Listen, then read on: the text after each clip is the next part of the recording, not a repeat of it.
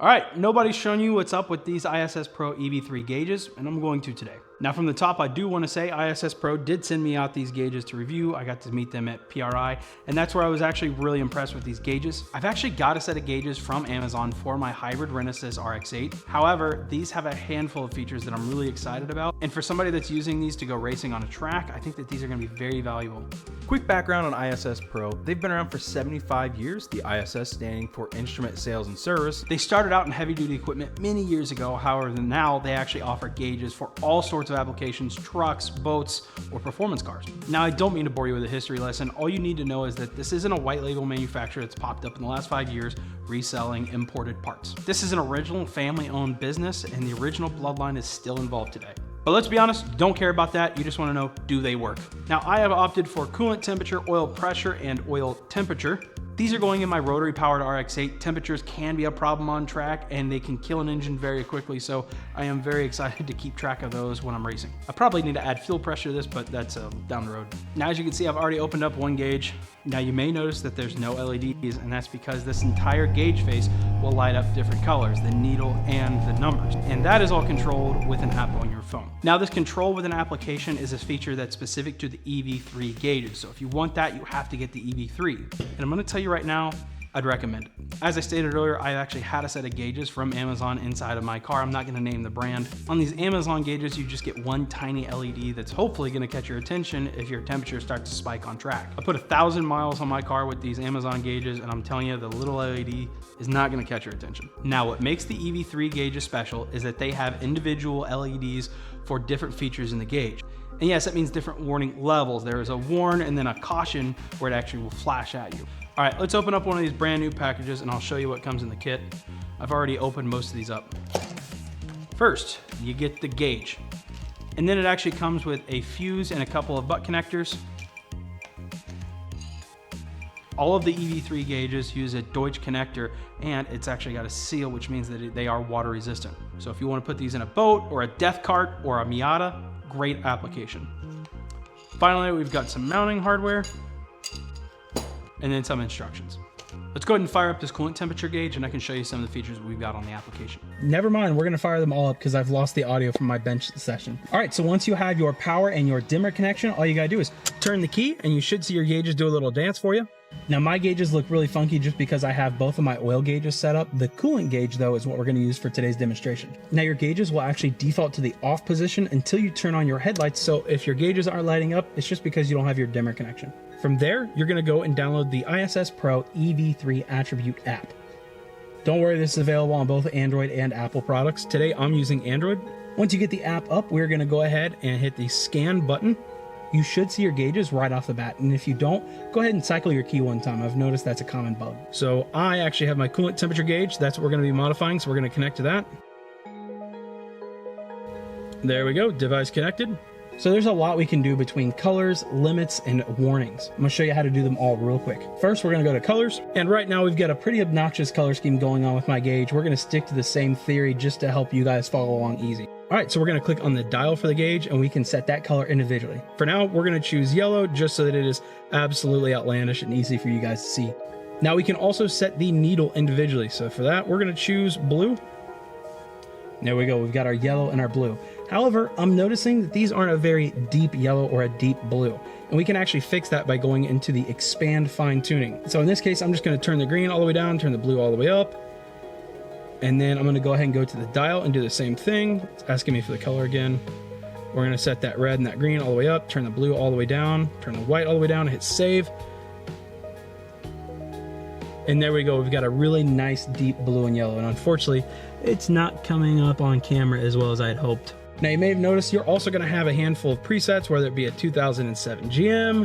As you can see, we've got that traditional orange and teal color. We've got a 94 to 97 Ford.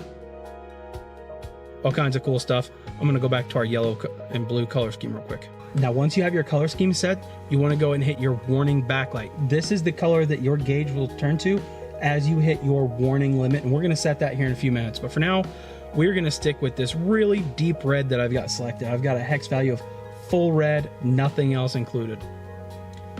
Now let's go to our attributes, and this is where we're going to set our warnings, our limits, and our backlights.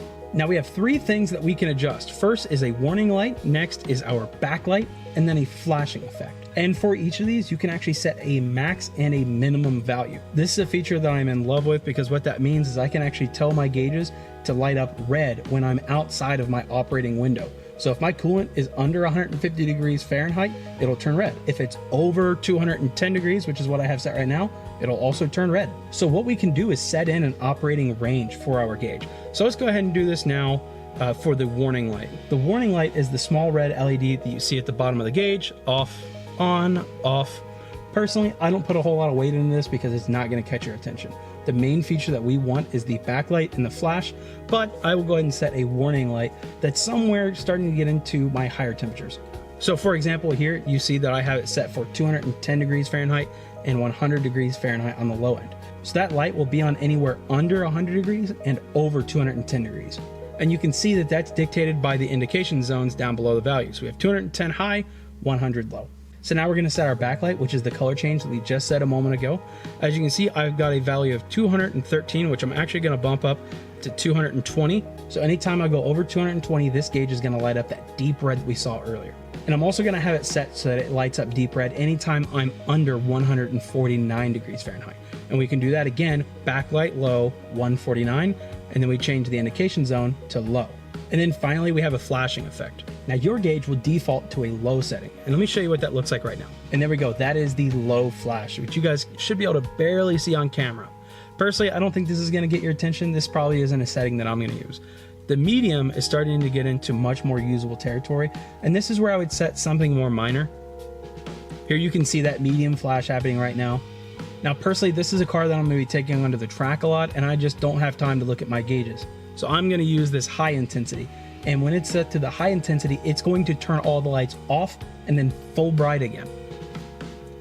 This I trust to get my attention doing 110 down the straightaway at Gingerman Raceway.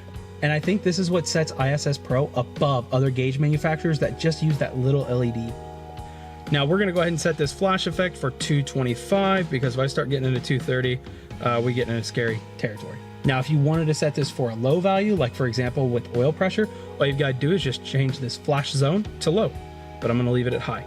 Now we have one other option that I can't show you guys today because I don't have the equipment, but it's a driver option. With an additional module, you can actually set these gauges to control external systems. So for example, this is my RX-8. This car has air to oil coolers. It's never cooled by coolant, and that's fine when driving around. In fact, it actually does a very good job. However, anytime I come to a stop, this thing will skyrocket in oil temperatures. With ISS Pro's additional controller, we can have these gauges flip on external fans on my oil coolers when they hit a certain temperature. So for example, in this case, I would set an output high value of probably 210 degrees on the high end. And after my recent trip home in rush hour traffic, this is something that I'm gonna have to pick up ASAP.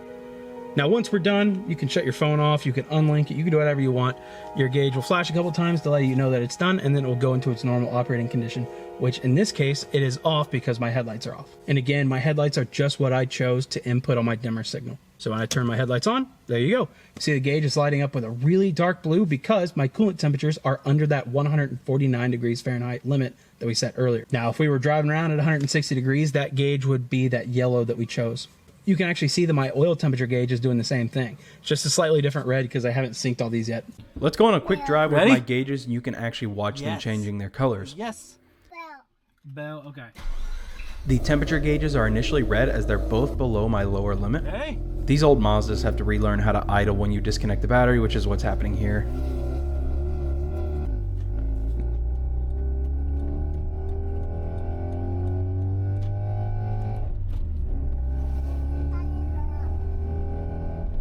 As you can see, we pull out here and my oil temperatures start to exceed my lower limit, and you're going to watch the gauge change to white.